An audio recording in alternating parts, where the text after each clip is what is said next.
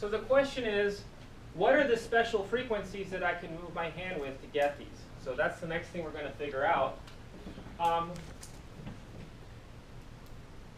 And let me mark down here, L is basically the length of the string here, or whatever I'm using. So if L is the length of the medium, how much of a wavelength am I looking at here? It's a half a wavelength.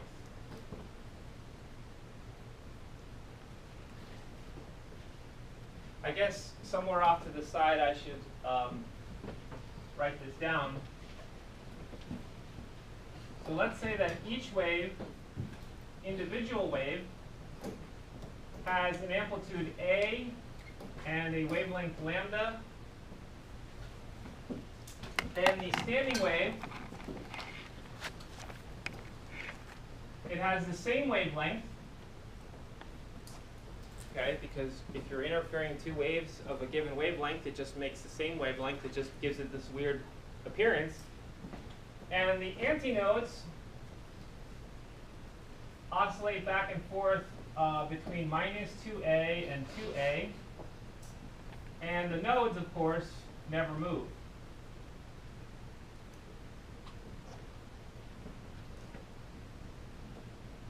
All right? And again, if that applet hadn't gone bust, I could have showed you all this in a little bit more detail, so you might want to take a glance at it at home if you can get it to work, because Java is a pain to get. Java applets are a pain to get to work these days. Okay, so here we can fit in the length of the string, we're fitting half a wavelength. How much of a wavelength are we fitting in here? That's one full wavelength. Now, why couldn't we have fit in anything in between? It's because it would not have obeyed the boundary conditions. Remember, we need the ends to be nodes. So this is where the party starts, because any wavelength that is longer than that, sure, you could put a node on one end, but it'd be too long and it wouldn't have gotten to a node yet on the other end, right? And similarly, between here and here, there's nothing else that will do. Because if you're not going to put this node on the end, you have to put the next one. So basically, we have to go all the way to the next place where the wave crosses the equilibrium before we get to put another one there. And hopefully you can pick up on the pattern. If we again need the end to be a node, if we're not going to put the first node or the second node there, we need to put the third one there. So in this length of the medium, how many wavelengths is that? 1.5 or 3/2 wavelengths. Okay. Notice that every iteration we are putting a half wavelength extra. And the reason why it has to be a half wavelength extra is because that makes sure that if we're not going to put a particular node at the very end, it has to be another one that would be the next one coming up. So the pattern is this. In the length of the medium that you have available to make one of these standing waves, you're going to have to put an integer number of half wavelengths. And that integer is again called the harmonic number. So n can be 1 or 2 or 3. It's the number of half wavelengths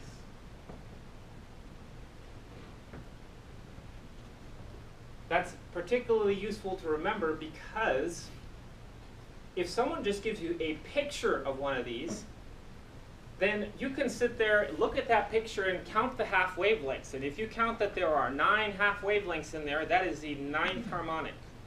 Okay? And you know right away how to go over into the equations, right?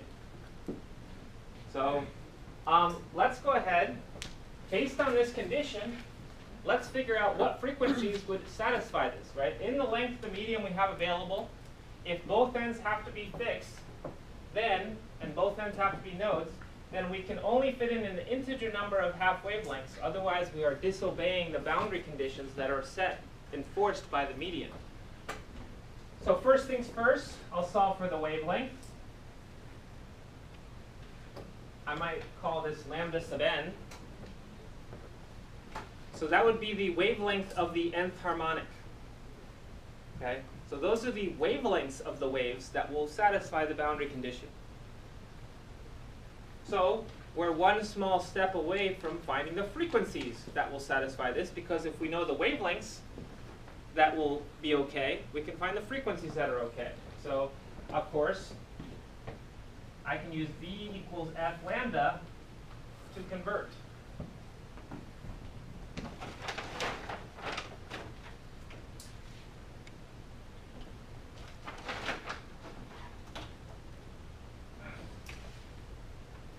So this is the wavelength of the nth harmonic. This is the frequency of the nth harmonic. However, I do not need to specify the speed of the nth harmonic, because this is where we remember that it doesn't matter what the frequency and wavelength are. The V is set by the medium, right?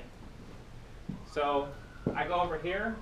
I put in lambda is V over F.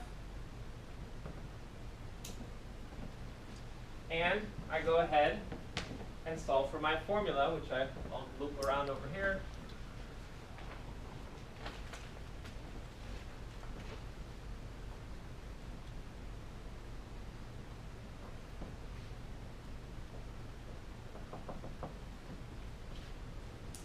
So this right here, these are called the harmonic frequencies.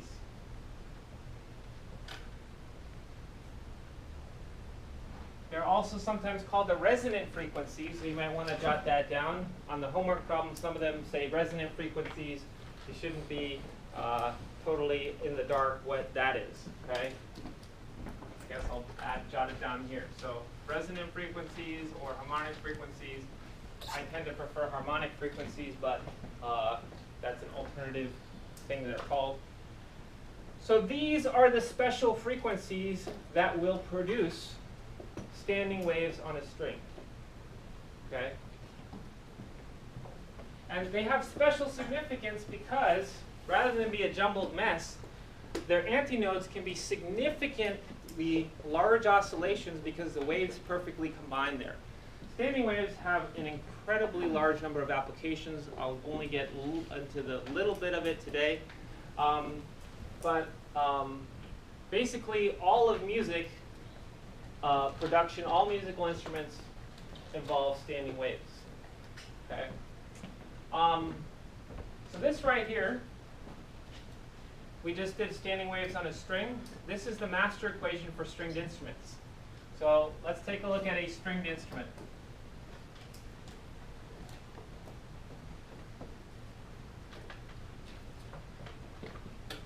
And while I'm at it, I might throw in V. First of all, V, common misconception, that it's 0 because the wave is somehow standing. Remember, that's not what we're talking about here. V is the speed of the two traveling waves that are colliding to make this thing. Okay? So in this case, if it's a wave on a string, we have the equation for that. We know what determines the speed of a wave on a string. It's the tension and the linear mass density. So let's take a look at the a stringed instrument. I brought in this guitar. And all these variables, N, F, L, and mu, all have some way of informing how guitar works.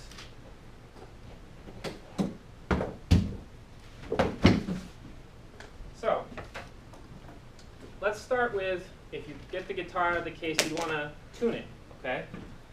So you have these tuning pegs here. These tuning pegs, you can wind more or less of the string around and tighten it or loosen it. So the equations tell us that if we increase the tension in the string, what happens to the wave speed, V? It increases, right?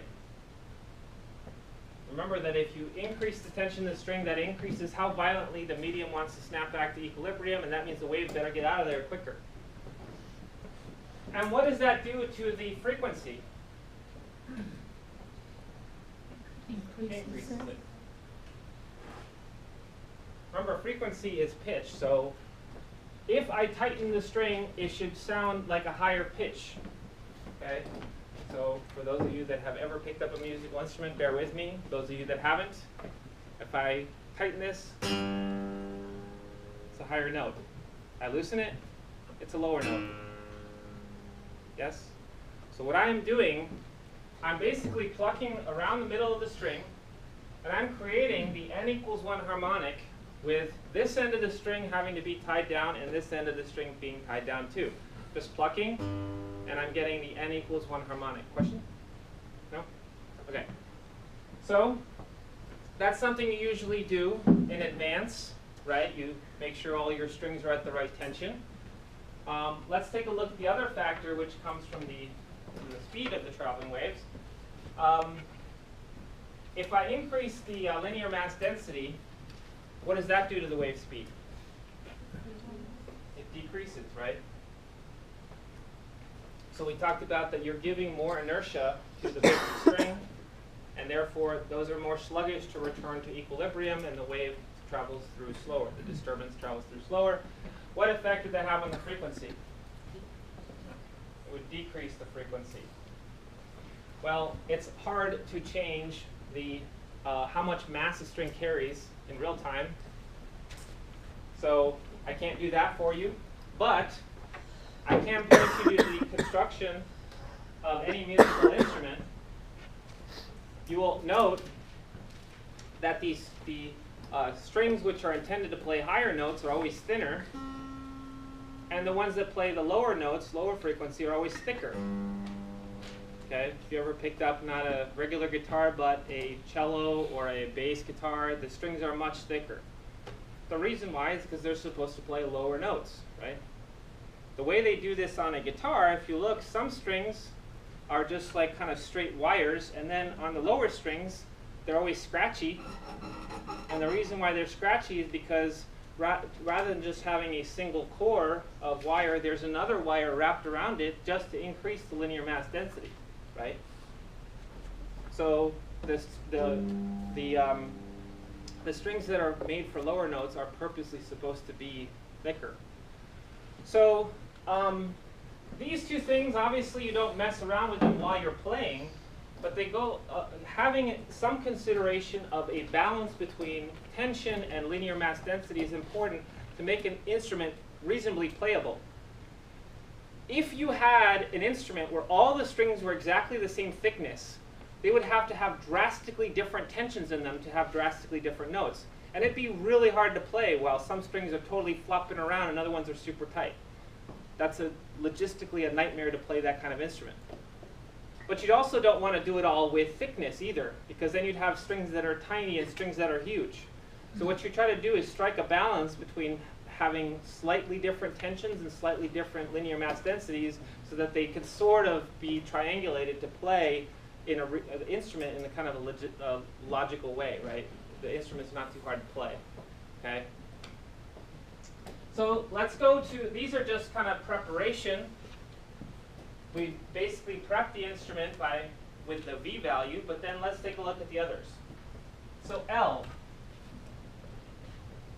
I can't make L longer, but I can make it shorter. I'll show you how. And if I make the L shorter, what happens to the frequency? It increases.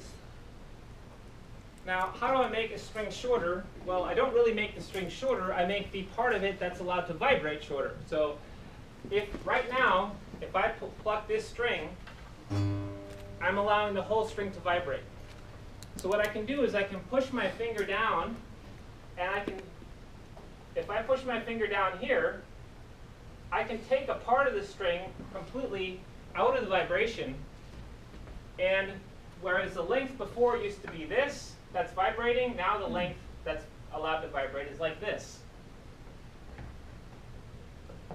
So that, if I just make the n equals 1 harmonic on this subset of string, which is of a shorter length, I will get a higher note. So that is most of what you are doing when you are playing a stringed instrument, is you are changing the effective vibrating length of the string that you're using. So if here is the whole string vibrating, if I go up here somewhere and I press my finger down, much higher note because now it's vibrating just between my finger and here. This whole part of the string is not involved at all. Okay? Does that make sense? So on a guitar, you have these things called frets that give you some leeway so that as long as you put your finger somewhere between the frets, it presses against this middle metal piece and it makes sure you have just the right note you want while being a little sloppy with your finger placement. There are other instruments like violin and cello, things like that, where you got to be right in the exact spot or you're going to sound bad. Or, as most violinists do, they just go like this and do something called vibrato, then they can kind of fudge that being on the right note. Okay. Finally, we have N. So everything we've done so far has just been variations on the first harmonic, but you can go to the higher harmonics as well. So the way you do that is by somehow coaxing the string, and this is the entire length of string, to vibrate in a different way. If you just pluck from the middle, you will go into the n equals 1 harmonic. If you want instead to do the n equals 2 harmonic, what you do is you pluck the string with one finger, but then you put your other finger exactly halfway down, and so that the moment you pluck, you basically tell that point on the string, hey, don't move. And that creates a note there. So I can do that as well. There is a point on the guitar string halfway down. It's marked with these 2 dots. Okay? And so what you do is I'll pluck with this hand, and I will put my finger lightly on the very midpoint and force that to stay down. So then, instead of this, n equals 1, I get this, which is n equals 2. So that is forcing the string into the n equals 2 harmonic. I can also do that, but I can force it into the n equals 3 harmonic. Here I have a couple options. I can either take a point 1/3 or 2/3 of the way down the string, and as I pluck it, I hold that part of the string down momentarily so that it forces it into that harmonic. So let's see if I can find it. It's about there maybe. Okay, so there's 1/3 of the way down. Here's 2/3 of the way down. Okay, it is the whole string that's vibrating here. Okay, it's different from if I fret something and then if I let go, it's gone. Okay, it's the entire string now that is vibrating. It's not just a part of the string, it's the entire string. So I can walk up and get that whole string vibrating, and that's all I have to do. Question? What are you affecting when you're doing the harmonic? What I'm doing is I'm basically taking a part of the string which I want to be a node, and I'm forcing it to stay in place. But that increases frequency, or what is that? Yes, if you increase the n, right, if you go from 1 to 2 to 3, the frequency gets higher. So you can hear if I go from n equals 1 to 2 to 3, the frequency gets higher, right? So if I go to a higher n value, I go to a higher note. And in fact, it's worthwhile to write these out. What are these harmonics?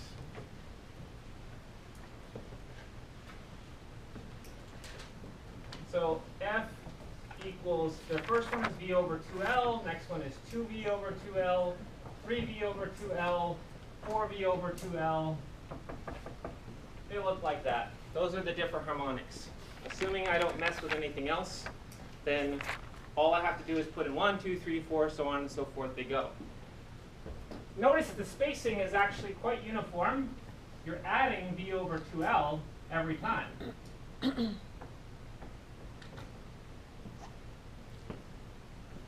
So that's a hint right there for, I think, one of the few standing wave problems that's a little bit tricky. Basically, they give you 2 adjacent harmonic frequencies, but they don't tell you where they are. They don't tell you if it's n equals 7 and 8, or 12 and 13, or 14 and 15. They just tell you they're adjacent. Well, that tells you a lot, because the difference between any 2 adjacent ones is V over 2L. So you have V over 2L if they tell you that. Okay. So here's the thing. Our ear does not tend to hear in terms of addition in certain sense. It tends to hear multiplication. Okay? So let me talk about this. If I'm talking not addition but multiplication, if I go from the n equals 1 to the n equals 2, the frequency doubles. There is a name for that in music where the frequency doubles. It's called an octave. Okay? Just out of curiosity, how many people here know what an octave is in music? Okay, so not everybody. Okay, so how do I explain octave? Do, re, mi, fa, sol, la, ti, do.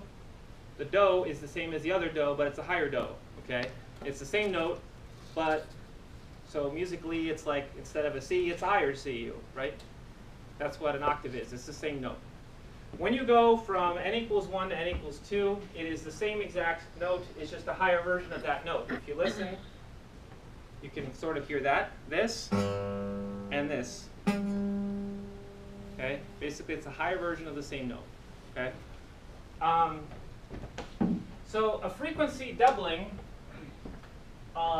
let's say you have like, I don't know, 440 hertz. That's middle A on a piano. A. Musical note is called A.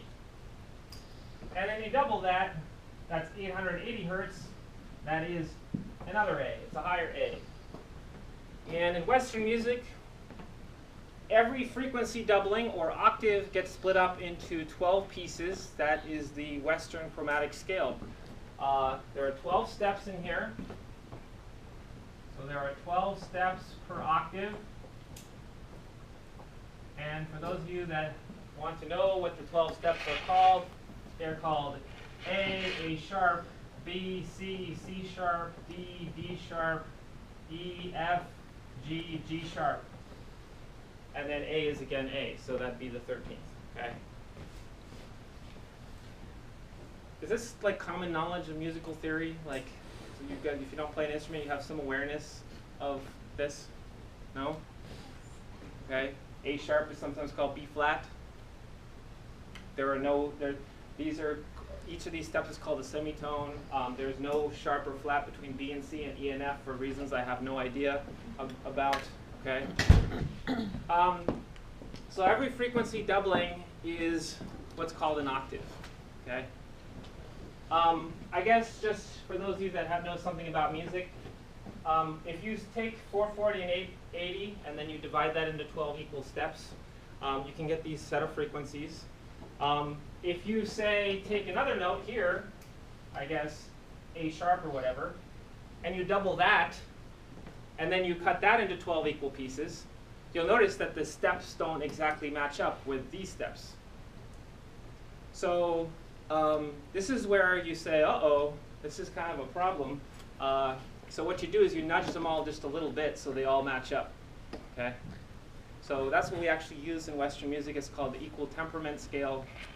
It makes sure that every scale and every note, every key sounds equally bad.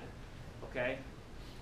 They didn't used to play music like this. They used to only play music in a few keys, and then all the notes were perfect for that particular key. And you did not wander far from that, because if you played in the wrong key, your instrument sounded horribly out of tune.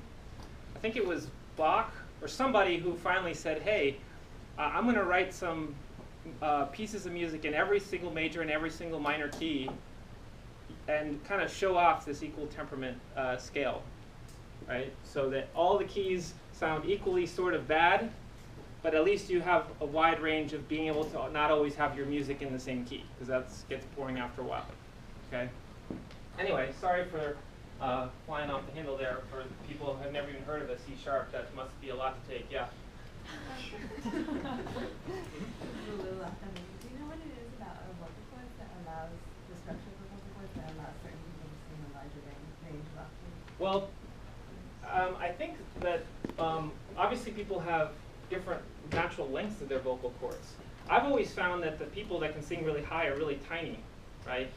So, and people that are very large tend to be able to sing lower, right? So I think that just like if you're really tiny, lots of things are tiny, that might include your vocal cords, right? Yeah. So when you're playing like a C on the guitar, is the sound just coming as one frequency? That makes sense. So like 6 individual. Right, so what I'm talking about is the primary, right? So that we talked about last time that there are secondary frequencies. What happens is that if I pluck a string on a guitar, there's all sorts of other different nuts and bolts and other strings and everything that are going to vibrate as well, and that's what gives the sound its color.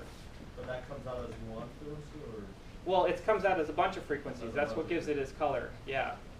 And I should mention, by the way, we're not really directly listening to the wave on the string. You don't have your ear on the string. What you're listening to is the sound wave that is generated of the same frequency. So the reason why the acoustic guitar has this big chamber here is that when you pluck the string and it vibrates at a certain frequency, it also creates a frequency of sound of the same, or the same frequency of sound that actually comes out and is measured. So the frequency generated on the string becomes the frequency of the sound wave that you hear. Okay. The other thing I should mention is if you now look at this, going from the 2 to 3 harmonic, that is not a doubling, right?